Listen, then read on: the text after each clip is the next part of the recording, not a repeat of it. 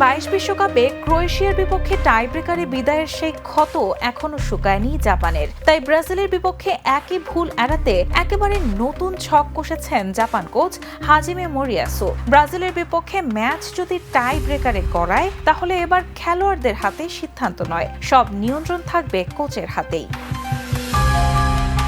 Match পূর্ব সংবাদ সম্মেলনে Moriyasu জানিয়েছেন, টাইব্রেকারে কে আগে কে পরে শট নেবেন সেটি এবার তিনি নিজেই ঠিক করে দেবেন। খেলোয়াড়দের মানসিক চাপ কমাতেই এমন সিদ্ধান্ত নিয়েছেন জাপান কোচ। তার বিশ্বাস, কঠিন মুহূর্তে স্পষ্ট পরিকল্পনাই পার্থক্য গড়ে দিতে পারে।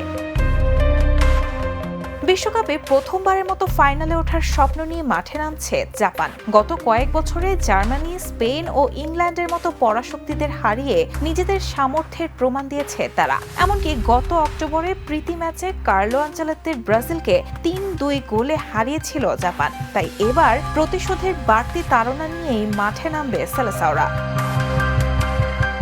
এবার দেখা যাক এই নকআউট যুদ্ধের শেষ হাসি কে হাসে, জাপান নাকি ব্রাজিল? কার মাথায় উঠবে বিজয়ের মুকুট আর কে বিদায় নিবে বিশ্বকাপের মঞ্চ ছেড়ে? Raihana moon, the news.